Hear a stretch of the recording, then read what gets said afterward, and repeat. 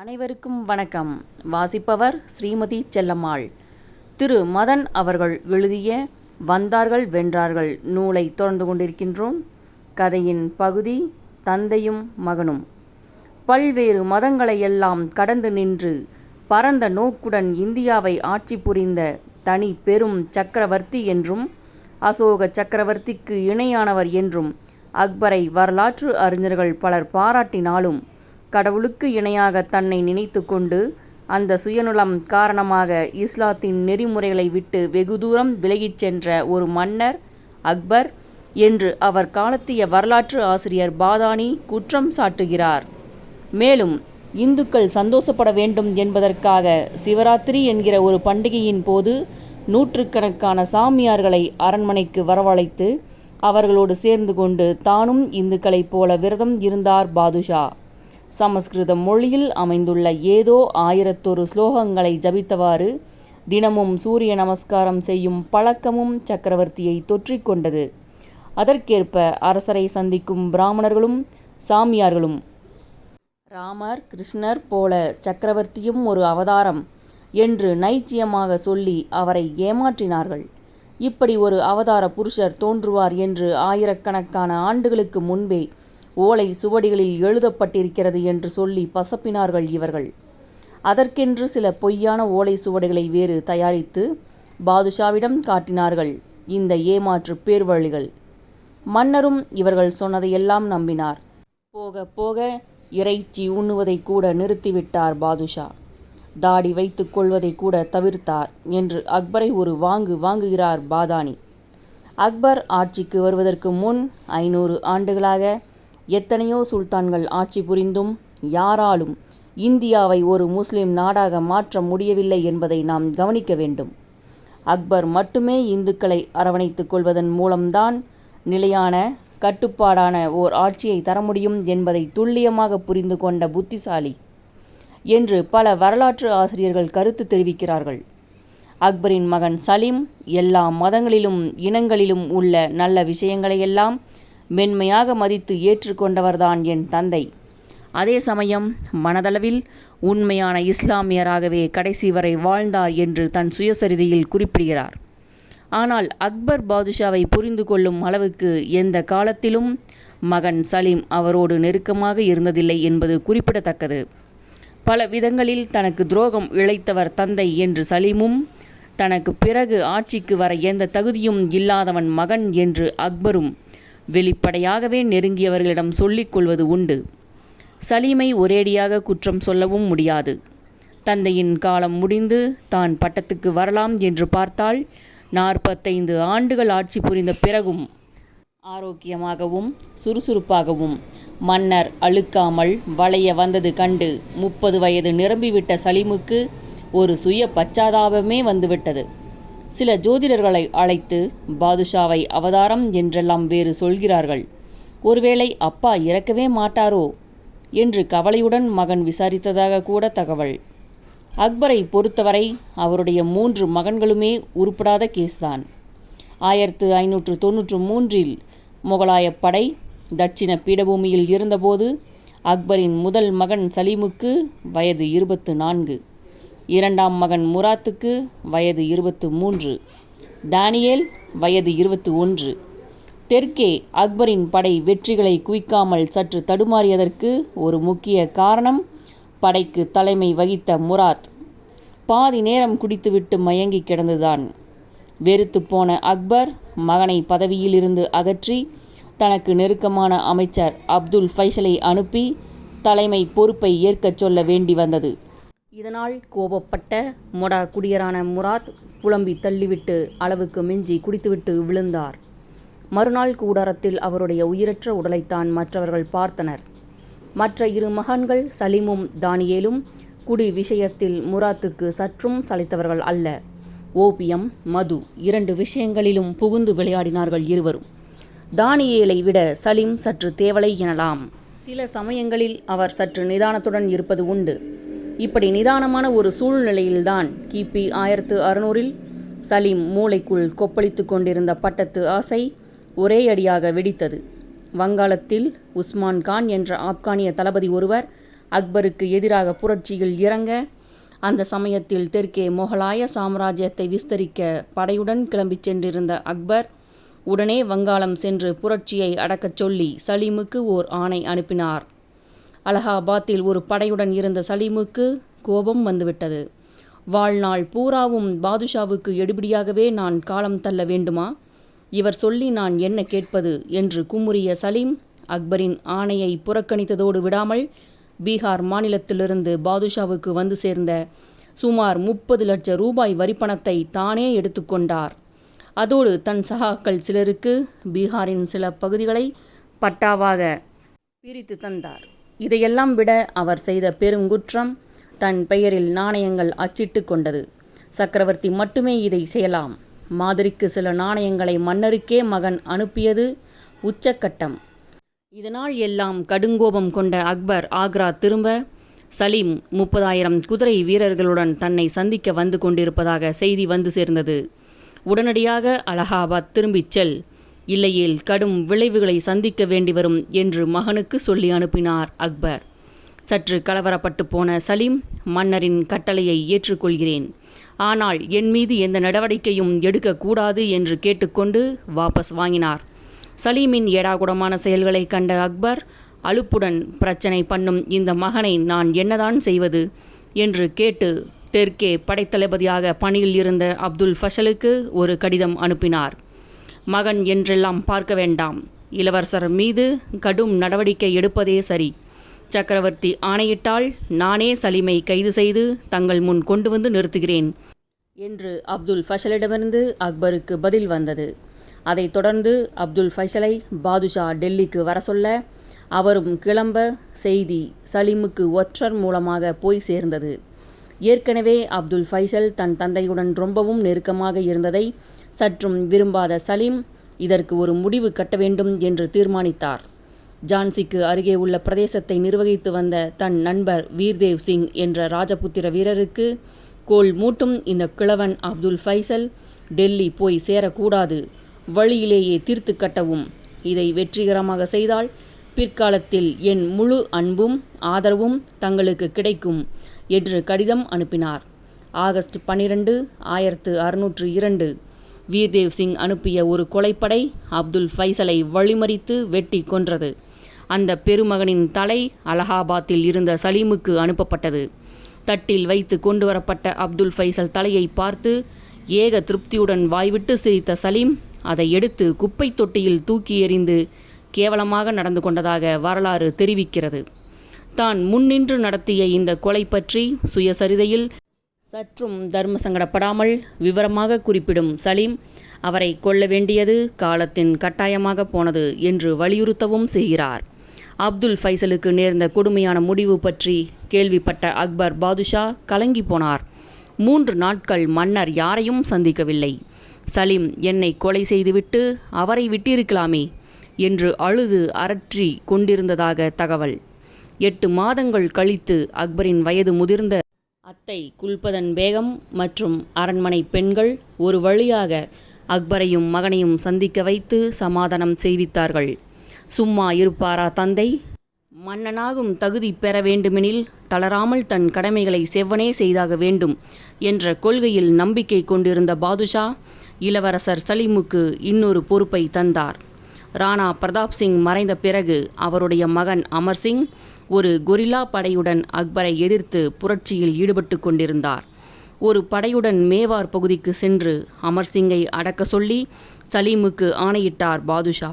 கிளம்பிய இளவரசருக்கு கொஞ்சம் தொலைவு போனதும் கிறுக்கு பிடித்து விட்டது.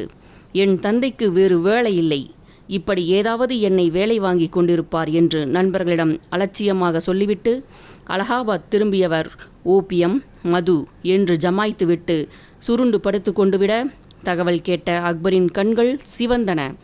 இவனை ஒரு வழி பண்ணினால்தான் சரிப்படும் என்று கர்ஜித்த மன்னர் அலகாபாத்துக்கு கிளம்ப அந்த சமயம் பார்த்து அக்பரின் சிற்றன்னை உயிரை விட்டு வைக்க தப்பித்தார் சலீம்.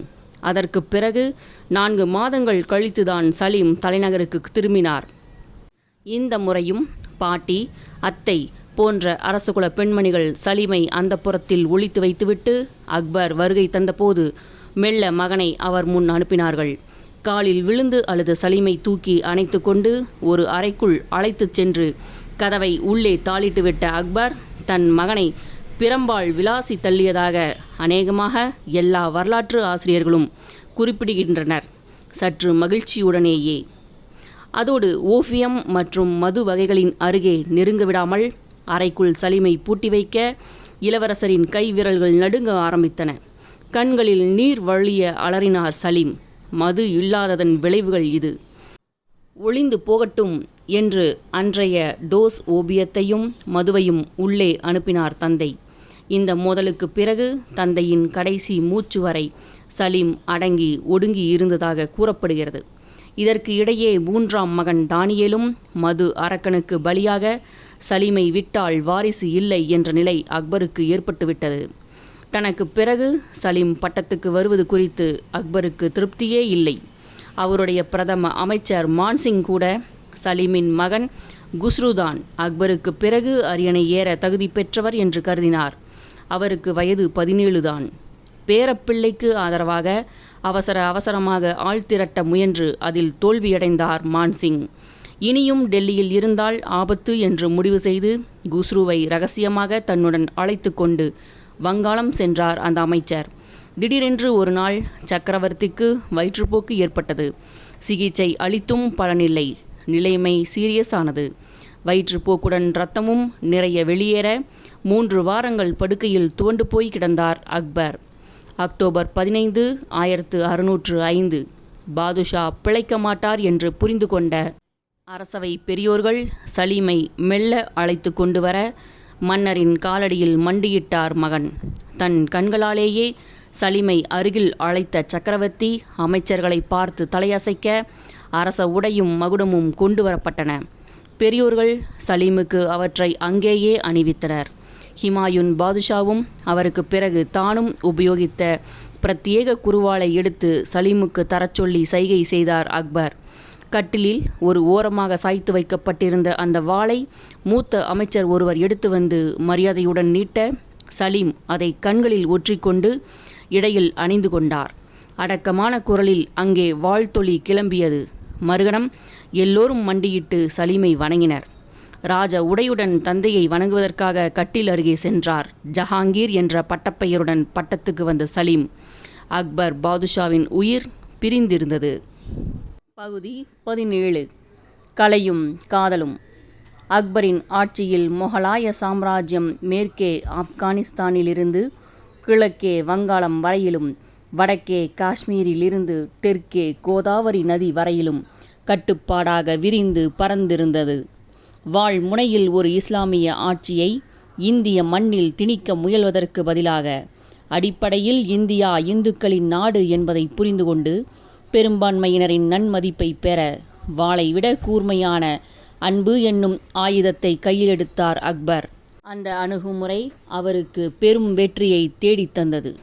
சொல் வேறு செயல் வேறு என்ற நாடகமும் போடவில்லை அவர். இந்து முஸ்லிம் என்றெல்லாம் பார்க்காமல் திறமையின் அடிப்படையிலேயே மற்றவர்களுக்கு பெரும் பதவிகள் தந்தார் சக்கரவர்த்தி. அதற்கேற்ப பல ராஜபுத்திர தளபதிகள் போர்க்களங்களில் மன்னருக்கு வெற்றிகளை ஈட்டித் தந்தனர். இராணுவம் என்றில்லை. அக்பரின் ஆஸ்தான ஓவியர்கள் 17 பேரில் 13 பேர் இந்துக்கள். இந்த 13 பேரில் அரண்மனையில் குப்பை கூட்டும் பணியாளரின் மகனும் ஒருவர். அந்த சிறுவனிடம் இருந்த ஓவிய திறமையை எதேச்சையாக கண்டுபிடித்து பயிற்சி தர செய்து கை தேர்ந்த ஓவியர் ஆக்கினார் அக்பர் பாதுஷா. மொகலாய சாம்ராஜ்யத்தின் பிரதம அமைச்சரான தோடர்மால் ஒரு இந்து. ஆஸ்தான தலைமை இசை கலைஞரான தான்சேனும் இந்து குடும்பத்தில் பிறந்தவரே. பிற்பாடு தானாகவே இஸ்லாத்துக்கு மதம் மாறினார் அவர். தன் வாழ்க்கையின் பிற்பகுதியில் இறைச்சி உண்ணுவதை தவிர்த்தார் அக்பர். அவருடைய இந்து ராணிகளின் கொஞ்சலான வற்புறுத்தல்தான் இதற்கு காரணம் என்று சொல்லப்படுகிறது. அப்படியா என்று கேட்டால் வீம்பாக பதில் வராது பாதுஷாவிடமிருந்து. மாறாக நானே எடுத்த முடிவுதான் அது. காரணம், என் வயிற்றை விலங்குகளை புதைக்கும் இடுகாடு ஆக்குவதற்கு விரும்பவில்லை நான் என்று மென்மையான புன்னகையுடன் பதில் வரும். இந்துக்களிடம் நிலவிய சில காட்டுமிராண்டித்தனமான வழக்கங்களையும் கடுமையாக சாடினார் அக்பர். ஒருமுறை வேட்டையாடிவிட்டு திரும்பும்போது சுடுகாடு ஒன்றில் கூடியிருந்த கூட்டம் அக்பர் கவனத்தை கவர்ந்தது. அங்கே ஒரு இளம் இந்து விதவையை உடன்கட்டை ஏற்ற அழைத்து வந்திருப்பது தெரிந்த மன்னர் குதிரையிலிருந்து குதித்து ஓடிச் சென்று அழுது கொண்டிருந்த அந்த பெண்ணை பிணைத்திருந்த கயிறுகளை தானே அவிழ்த்து விட்டார். கூடியிருந்தோரை கடுமையாக எச்சரித்தார். கூட்டம் நடுநடுங்கி போனது. அதோடு விடாமல் பிற்பாடு எங்கேனும் கட்டாயமாக உடன்கட்டை ஏற்ற முயற்சிகள் நடந்தால் சம்பந்தப்பட்ட குடும்பத்தினர் சிறையில் அடைக்கப்படுவார்கள் என்று ஆணையும் பிறப்பித்தார். இந்த விஷயத்தில் ராஜாராம் மோகன் ராய்க்கு முன்னோடி அக்பர் என்று கூட சொல்லலாம். மத ஒற்றுமை சம்பந்தமாக எல்லா தரப்பினருக்கும் ஒட்டுமொத்தமாக அக்பர் சொன்ன அற்புதமான அறிவுரை இதுதான். இந்தியா மற்ற நாடுகளைப் போல அல்ல. இங்கே மதத்தின் பெயரால் மோதிக்கொண்டிருந்தால் உருப்படியாக எதையும் சாதிக்க முடியாது. நீங்கள் இந்துவாக இருந்தால் போய் முஸ்லிம்களிடம் பழகுங்கள். முஸ்லீமாக இருந்தால் இந்துக்களை நண்பராக வைத்து கொள்ளுங்கள். உங்கள் மதத்து மக்களோடேயே உழன்று கொண்டிருக்காமல் மற்றவர்களிடம் பழகுவதன் மூலம்தான் நட்பு உணர்வு வளரும். பிற மதத்தினரின் மாற்று கருத்துக்களை சற்றும் கோபப்படாமல் கேட்டு பழகி அவற்றை மதிக்க கற்றுக்கொள்ளுங்கள். அப்போதுதான் பரந்த மனப்பான்மை வரும். அப்படியும் சக்கரவர்த்தி கடைசி மூச்சுகளில் இருந்தபோது அல்லாஹ் திருநாமத்தை உச்சரிக்கிறாரா என்று இஸ்லாமிய பெரியவர்களும் ஏதேனும் இந்து கடவுளின் பெயரை உச்சரிக்கிறாரா என்று இந்து பெரியவர்களும் குனிந்து ஆர்வத்துடன் காது கொடுத்து கேட்டனர் என்றும் தகவல். இது சம்பந்தமாக பாதுஷாவின் அருகில் கடைசி நிமிடங்களின் போது இருக்க கிறிஸ்தவ பாதிரியார்களும் அனுமதி கேட்டு அது மறுக்கப்பட்டது. கடைசியில் அக்பர் உதடுகள் எதையோ முணுமுணுக்கத்தான் செய்தன. என்னவென்றுதான் யாருக்கும் புரியவில்லை. இப்படியாக எல்லோரையும் குழப்பத்தில் வைத்துவிட்டுதான் பாதுஷா கண்ணை மூடினார். ஒருவேளை மிகவும் பிராக்டிக்கலான மனிதர் என்பதால் மன்னரின் உதடுகள் கடவுள் விஷயத்தையெல்லாம் கண்ணை மூடிய பிறகு பார்த்து கொள்ளலாம். இந்த சலீம் பட்டத்துக்கு வந்து எப்படி குப்பை கொட்டப் போகிறான் என்று கவலையாக இருக்கிறதே என்று முணுமுணுத்திருக்கக்கூடும். இந்த ஒரு விஷயத்தில் அக்பரின் கணிப்பு மகிழ்ச்சிகரமாக பொய்த்தது. காரணம், தந்தை இருந்தவரை அவருடைய நிழலில் சிக்கி தடுமாறி எந்த விதத்திலும் ஒளி வீசாமல் இருந்துவிட்டு அரியணை ஏறிய பிறகு தந்தையின் நிர்வாக முறைகளை மிகவும் கவனமாக பின்பற்றி கட்டுக்கோப்பாக ஆட்சி புரிந்தார் ஜஹாங்கீர் என்பதுதான் வியப்பான உண்மை. போனஸாக ஜஹாங்கீர் ஆட்சியில்தான் இந்திய மண்ணில் கலை வளம் பெருமிதத்தோடு பூத்து குலுங்கி கலைஞர்களுக்கு ஒரு தந்தை என்ற பெயரை மன்னருக்கு பெற்றுத்தந்தது. அக்பர் இறந்த பிறகு ஒரு வாரம் துக்கம் அனுஷ்டித்துவிட்டு அக்டோபர் 24, 1605 ஆக்ரா அரண்மனையில் அரியணை ஏறி அமர்ந்தார் ஜஹாங்கீர். துருக்கிய மன்னர் பெயரும் சலீம் என்று கேள்விப்பட்டதால் ஜஹாங்கீர் என்ற புதிய பட்ட பெயருடன் மகுடம் சூட்டிக்கொண்டார் அக்பரின் மூத்த மகன். ஜஹாங்கீர் என்றால் உலகை கைப்பற்றுபவர் என்று பொருள். ஷேக் சலீம் சிஸ்டி என்ற மகானிடம் அக்பர் மகப்பேறு வேண்டிக் கொண்டதும் அதைத் தொடர்ந்து சக்கரவர்த்திக்கும் ஆம்பர் நாட்டு ராஜபுத்திர மன்னர் பீர்பால் சிங் மகளுக்கும் ஆகஸ்ட் 30, 1569 சலீம் பிறந்ததும் மகான் சிஸ்டியிடம் ஏன் வேண்டிக் கொண்டோம் என்று பிற்பாடு அக்பர் வெறுத்து போகும் அளவுக்கு தந்தையிடமே மகன் மோதியதையும் அக்பர் அத்தியாயங்களில் நாம் பார்த்தாகிவிட்டது. தன் 36வது வயதில் அரியணை ஏறிய ஜஹாங்கீர் எடுத்த எடுப்பிலேயே புத்திசாலித்தனத்துடனும் ராஜதந்திரத்துடனும் தன் நடவடிக்கைகளை தொடங்கினார். முதல் வேலையாக முக்கியமான அமைச்சர்கள், தளபதிகள் எல்லோருக்கும் பதவி உயர்வும் சம்பளமும் அதிகரிக்கப்பட்டன.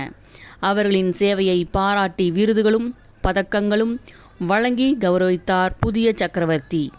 இதனால் விரைவிலேயே மன்னரின் இமேஜ் உயர்ந்தது. சந்தடி சாக்கில் தனக்காக அக்பரின் நம்பிக்கைக்குரிய அறிஞர் அப்துல் ஃபைசலை கொலை செய்த வீர்தேவ் சிங்கையும் நன்றி மறவாமல் பிரதான தளபதிகளில் ஒருவராக பதவியில் அமர்த்தினார் ஜஹாங்கீர். இதனால் முகம் சுளித்த சில அரசவை பெரியவர்களை பற்றியெல்லாம் கவலைப்படவில்லை பாதுஷா. கூடவே அப்துல் ஃபைசலின் மகன் அப்துல் ரஹ்மானுக்கும் முக்கிய தளபதியாக பதவி உயர்வு கிடைத்தது என்பதையும் குறிப்பிட்டாக வேண்டும். அக்பருக்கும் ஜஹாங்கீருக்கும் அடிப்படையில் சில வித்தியாசங்கள் உண்டு. தந்தையிடம் உறுதியான நிலை, தடுமாறாத மனப்பாங்கு இருந்தது. மகனோ பல்வேறு குணநலங்களின் கலவையாக திகழ்ந்தார். அக்பருக்கு இணையான சிறந்த நிர்வாகி என்று பெயர் வாங்கினாலும் தன் புலன்களை கட்டுப்படுத்த முடியாமல் தவித்தார் ஜஹாங்கீர். மது மற்றும் போதைப்பொருள் பழக்கம் தொடர்ந்தது. பெண் விஷயத்திலும் மன்னர் சற்று வீக். ஜஹாங்கீரின் முதல் திருமணம் பிப்ரவரி 13ஆம் தேதி 1585ஆம் ஆண்டு நடந்தேறியது. மணமகள் பிரதம தளபதிகளில் ஒருவரான ஆம்பர் சிற்றரசரும் ஏற்கனவே அக்பரின் மைத்துனருமான பகவன் தாஸ். மகள் மான்பாய். முஸ்லிம், இந்து இரு சம்பிரதாயங்களுடன் நடந்த திருமணம் இது. அதில் தொடங்கி 12 ஆண்டுகளுக்குள் 20 பெண்களை மணம் புரிந்து கொண்டார் ஜஹாங்கீர். பிற்பாடு அந்தப்புரத்து ராணிகளின் எண்ணிக்கை 300ஐ தொட்டது. அட்டெண்டன்ஸ் என்று ஒன்று வழக்கத்தில் இருந்திருந்தால் தினமும் பிற்பகலில்தான் மன்னர் தர்பாரை கூட்டியிருக்க முடியும். மன்னர் ஏராளமான பறவைகளும் மிருகங்களும் கொண்ட ஒரு ஜூவையும் பராமரித்து வந்தார். மன்சூர் போன்ற அவருடைய ஆஸ்தான ஓவியர்கள் பறவைகளையும் மிருகங்களையும் அற்புதமான ஓவியங்களாக வரைந்து தள்ளினார்கள். குறிப்பாக பறவைகளின் வாழ்க்கை முறை பற்றி அறிந்து கொள்வதில் ஏகமாக ஆர்வம் காட்டினார் ஜஹாங்கீர். அவர் வளர்த்த பறவைகளின் ஓவியங்கள் அடங்கிய ஒரு ஆல்பமே இன்றளவும் இருக்கிறது. பறவைகளின் குண இயல்புகள் பற்றி நுணுக்கமாக ஒரு தீசிஸ் அளவுக்கு தன் டைரியில் குறிப்புகள் எழுதி வைத்துவிட்டு போயிருக்கிறார் பாதுஷா. லைலா, மஜ்னு என்று ஜஹாங்கீரால் செல்லமாக பெயரிட்டு வளர்க்கப்பட்ட கொக்குகள் மன்னர் எங்கு சென்றாலும் கூடவே செல்லும். பாதுஷாதான் அவற்றுக்கு உணவு தருவார். அதற்காக மன்னருடைய கூடாரத்துக்கு அருகில் அந்த காதல் ஜோடிக்கும் தனி கூடாரம் போட்டார்கள். அந்த கொக்கு ஜோடி உடலுறவு கொள்வது பற்றிய குறிப்புகள் மட்டும் டைரியில் எழுதப்படாததால் மன்னர் ஜூ காப்பாளர்களிடம் சொல்லி வைத்திருந்தார். அதன்படி ஒரு நாள் இரவு திடீரென்று மன்னருக்கு அந்த உல்லாசமான செய்தி வர, படுக்கையில் தன்னிடமிருந்த ராணியை உதறிவிட்டு எழுந்து டைரியுடன் ஓடினார் பாதுஷா. இப்படி மிகவும் நுணுக்கமாக போகிறது ஜஹாங்கீரின் டைரி குறிப்புகள். அதைத் தொடர்ந்து அவை கூடு அமைத்ததும் 2 முட்டைகள் இட்ட பிறகு மாறி மாறி கணவனும் மனைவியும் முட்டைகளை அடைக்காத்ததும் குஞ்சுகள் பொரித்தது பற்றியும் விவரிக்கிறார் ஜஹாங்கீர் பாதுஷா. இயற்கை சம்பந்தமாக எதையும் விடவில்லை ஜஹாங்கீர். இதோ விண்வெளியிலிருந்து சூடாக வந்து விழுந்த எரிக்கல்லை செதுக்கி வாளின் கைப்படியாக பொருத்தி கொள்கிறார் பாதுஷா. அதோ மலைப்பாம்பின் வயிற்றில் பாதி ஜீரணமாகிய நிலையில் முயல் இருக்க, பாம்பின் வயிறு பிளக்கப்பட்டு அது ஓவியமாக வரையப்படுகிறது. இது ஆராய்ச்சிக்காக. ஒருபுறம் சயாமீஸ் இரட்டையர் பற்றிய ஆராய்ச்சி கட்டுரைகள் மன்னருக்காக தயாரிக்கப்படுகின்றன. இன்னொரு புறம் மிருகங்கள் மற்றும் பறவை இனங்களில் வெள்ளை வெளையரென்று அல்பினோ வகைகள் எப்படி ஏற்படுகின்றன என்ற விவாதங்கள் வல்லுநர்களோடு நடத்தப்படுகிறது. கூடவே யானைகளின் பிரசவம் பற்றி மன்னர் விஸ்தாரமாக குறிப்புகள் எழுதுகிறார். செம்மறி ஆடுகள் ஏன் தலையால் முட்டிக்கொள்கின்றன? அவற்றின் கொம்புகளின் அடிப்பாகத்தை சுற்றி ஒருவித குட்டி புழுக்கள் உள்ளதால் ஏற்படும் குறுகுறுப்புதான் காரணம் என்கின்றனர் சிலர். கொம்புகள் இல்லாத பெண் ஆடுகளின் தலையிலும் அதே வகை புழுக்களை கண்டுபிடித்து விட்டேன். பெண் ஆடுகள் தலையால் முட்டிக்கொள்வதில்லையே, அவற்றிற்கும் அல்லவா குறுகுறுப்பு இருந்தாக வேண்டும். இதுவும் ஜஹாங்கீரின் டைரியிலிருந்து ஒரு குறிப்பு. உச்சகட்டமாக அரண்மனையை சேர்ந்த இனாயத் கான் என்ற முதியவர் இறக்கும் தருவாயில் இருக்கிறார் என்று கேள்விப்பட்ட ஜஹாங்கீர் உடனே ஆஸ்தான ஓவியர் ஒருவரை அழைத்து உயிர் பிரிவதற்கு முன் ஒரு மனிதன் எப்படி தோற்றமளிக்கிறார் என்பதையும் ஒரு ஓவியமாக தீட்ட வேண்டும். இந்த சந்தர்ப்பத்தை பயன்படுத்தி கொள்ளுங்கள் என்று சொல்லி அனுப்ப பணியை வெற்றிகரமாக முடித்து கொண்டு திரும்பினார் அந்த ஓவியர். இவ்வளவு களைப்பித்து பிடித்த இந்த மொகலாய மன்னரிடம் ஈவு இரக்கம் காட்டாத கொடூரமான குணமும் ஒரு புறம் இருந்தது. சாடிஸ்ட் என்று சில வரலாற்று ஆசிரியர்கள் விவரிக்கும் அளவுக்கு குற்றவாளிகளுக்கும் தனக்கு வேண்டாதவர்களுக்கும் விதவிதமான சித்திரவதைகளை வழங்கியவர் பாதுஷா.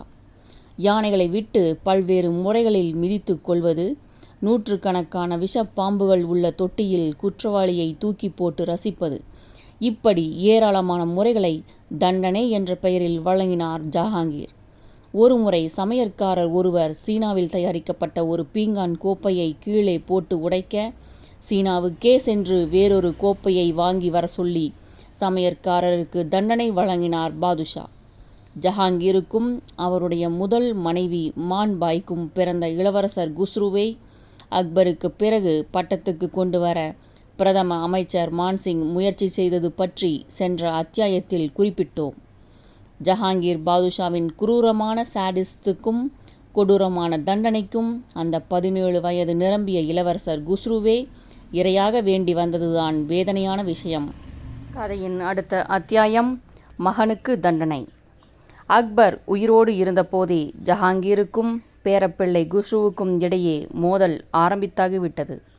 வாழ்க்கையை ஒரு களியாட்டமாக ஜஹாங்கீர் கடத்தி கொண்டிருந்தது கண்டு கடுப்பில் இருந்த அக்பர் பாதுஷா பேரப்பிள்ளைகளான குஸ்ரு, குர்ரம் மீது சற்று அதிகமாகவே பாசம் காட்டினார். குறிப்பாக ஜஹாங்கீரின் மூத்த மகனான குஸ்ருவுக்கு அக்பர் தந்த முக்கியத்துவத்தை கண்ட பலர் ஜஹாங்கீரால் பட்டத்துக்கு வர முடியுமா என்று கூட சந்தேகப்பட்டார்கள்.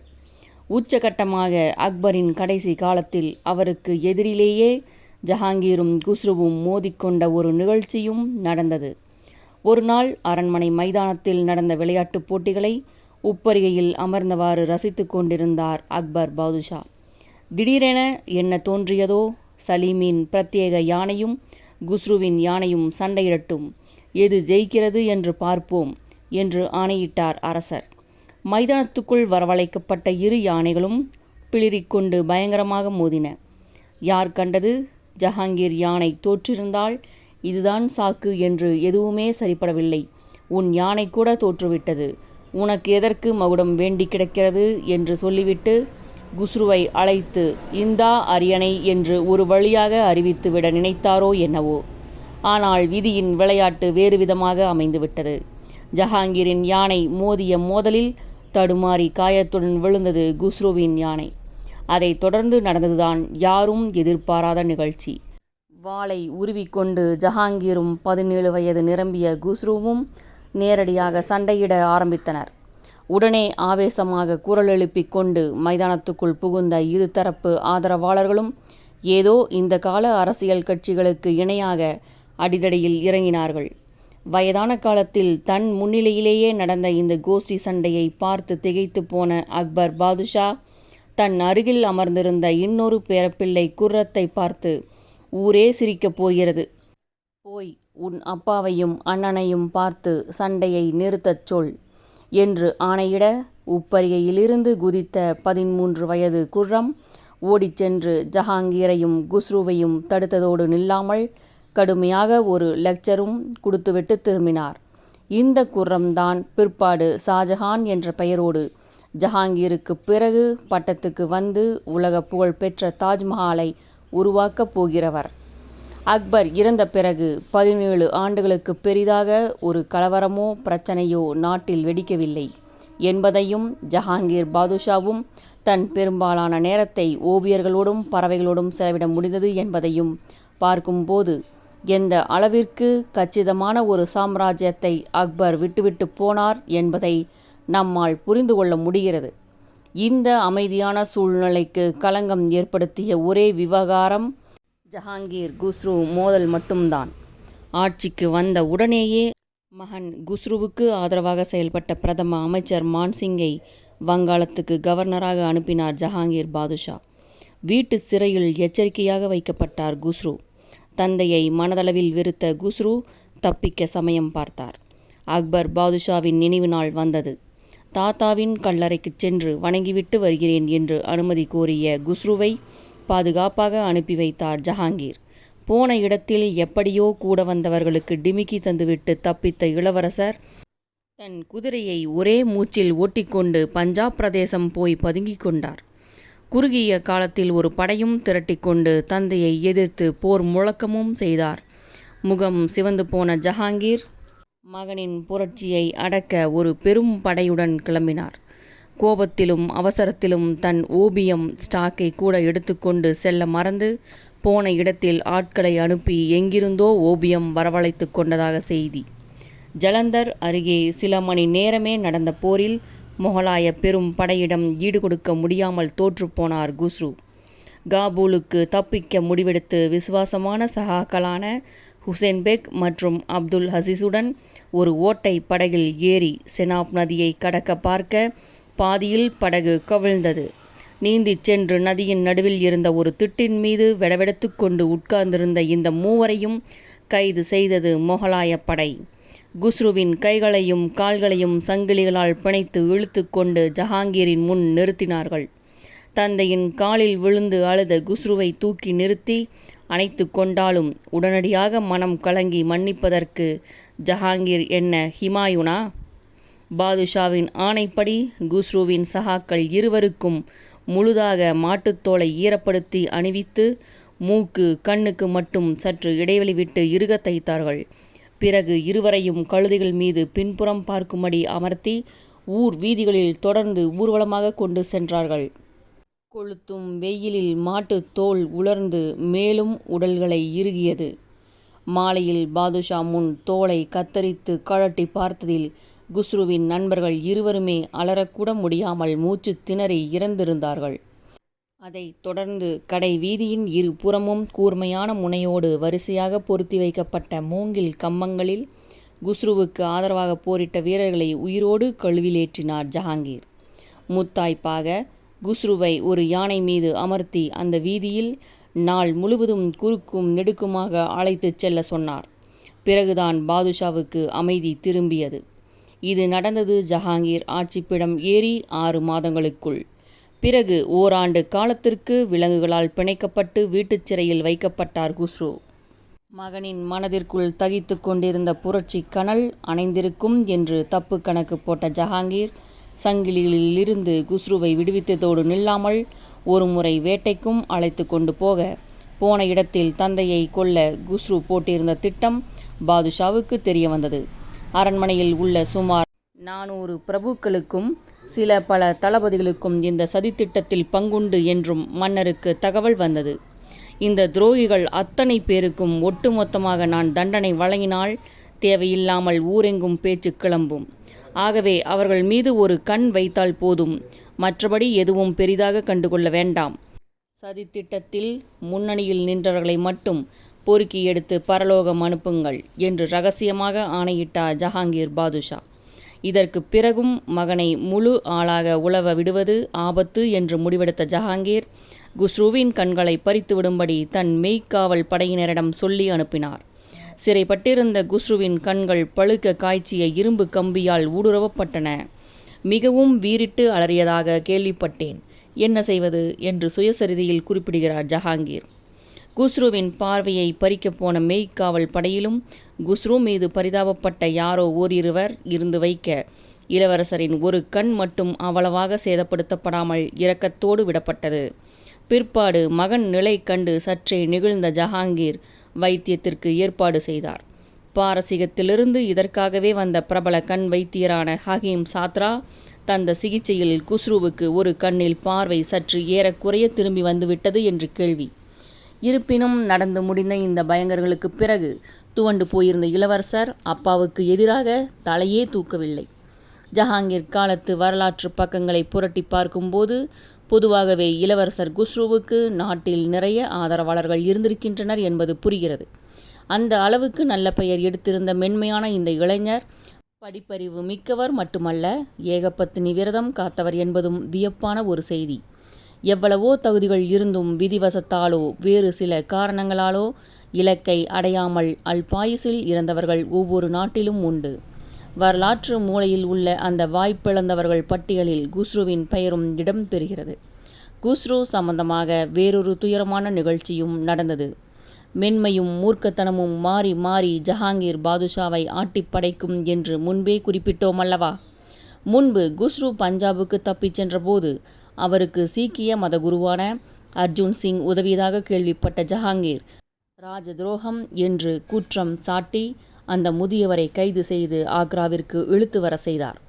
குரு அர்ஜுன் சிங் செய்த ஒரே குற்றம் குஸ்ருவுக்கு 5000 ரூபாய் தந்து உதவியது. விசாரணையில் அந்த பெருமகனார், அரசே, உங்கள் தந்தையார் அக்பர் பாதுஷா எங்களுக்கு எத்தனையோ உதவிகள் செய்திருக்கிறார். கையில் காசில்லாமல் அவருடைய பேரப்பிள்ளை தவித்தது கண்டு மனம் சங்கடப்பட்டது. ஆகவே என்னிடம் இருந்த பணத்தை தந்து உதவினேன். மனிதாபிமான அடிப்படையில் செய்த உதவி அது. உங்களுக்கு எதிரான காரியம் என்று தயவு செய்து தவறாக எடுத்துக்கொள்ளாதீர்கள் என்று மென்மையாக வாதிட, போகட்டும் என்று 2 லட்சம் ரூபாய் அபராதம் விதித்து தண்டனை வழங்கினார் ஜஹாங்கீர். பெரியவரோ, மன்னிக்க வேண்டும் சக்கரவர்த்தி, தவறு செய்தவர்களுக்குத்தான் அபராதம் விதிக்கப்படுவது வழக்கம். சிரமத்தில் இருந்த தங்கள் மகனுக்கு உதவி செய்ததை நான் குற்றமாக எப்படி ஒப்புக்கொள்ள முடியும் என்று ஆட்சேபிக்க ஜஹாங்கீருக்கு கோபம் ஏறியது. சீக்கிய மக்களின் பெருமதிப்புக்கும் வணக்கத்திற்கும் உரிய குரு அர்ஜுன் சிங்கிற்கு மரண தண்டனை வழங்கப்பட்டது. பொதுவில் ஒரு நல்ல மன்னர் என்று பெயரெடுத்து வந்த ஜஹாங்கீர் ஆட்சிக்கு களங்கம் ஏற்படுத்திய நிகழ்ச்சி இது. அதுவரையில் மிகவும் அமைதியாகவும் சாதுவாகவும் வாழ்ந்து வந்த சீக்கிய மக்கள் உத்வேகம் கொண்ட ஒரு போர் இனமாக மாறியது இந்த கொலைக்கு பிறகுதான் என்கிறது வரலாறு. ஜஹாங்கீரின் மற்றொரு பக்கம் போவோம். பாரசீகத்தில் ஓரளவு வசதியான குடும்பத்தை சேர்ந்த கியாஸ்பெக் என்பவர் வாழ்க்கையில் மேலும் முன்னேற நினைத்து குடும்பத்தோடு இந்தியாவிற்கு கிளம்பி வந்தார். அக்பர் பாதுஷாவிடம் பணிபுரிய வேண்டும் என்ற இவர் விருப்பம் நிறைவேறியது. நிர்வாகத்தில் திறமை காட்டி படிப்படியாக உயர்ந்து ஜஹாங்கீர் ஆட்சியில் இதி மத் உத் தௌலா அரசாங்கத்தின் தூண் என்ற விருது பெயர் பெற்று ஓர் அமைச்சர் அளவிற்கு அந்தஸ்தில் உயர்ந்தார் இவர். அற்புதமான அழகு ஜொலிக்கும் ஒரு மகளை பெற்ற திறமையும் இவருக்கு இருந்தது. அவள்தான் மெஹருநிசா. அரண்மனையில் இருந்த பிரதான பாரசீக தளபதிகளில் ஒருவரான ஷெர் அஃப்கன் என்பவரை மகளுக்கு திருமணமும் செய்வித்தார் தந்தை. ஆகஸ்ட் 1607 வங்காளத்தில் தங்கியிருந்த முகலாய படைக்கு தளபதியாக போன ஷெர் அஃப்கன் அங்கு எதிரிகளால் கொல்லப்பட இளம் விதவை மெஹருநிசாவையும் அவளுடைய பெண் குழந்தையையும் சோகப்பட்டு போன தந்தை இதி முத் உத் தௌலா அரண்மனைக்கு வரவழைத்தார். மறைந்த அக்பர் பாதுஷாவின் ராணிகளின் மேற்பார்வையில் பத்திரமாக மகள் இருக்கட்டும் என்பது அவர் விருப்பம். 4 ஆண்டுகள் கழிந்தன. ஒரு நாள் அரண்மனையில் உள்ள பெண்கள் எல்லோரும் சேர்ந்து லேடிஸ் கிளப் பாணியில் விற்பனை கண்காட்சி ஒன்றை ஜாலியாக நடத்தினர்.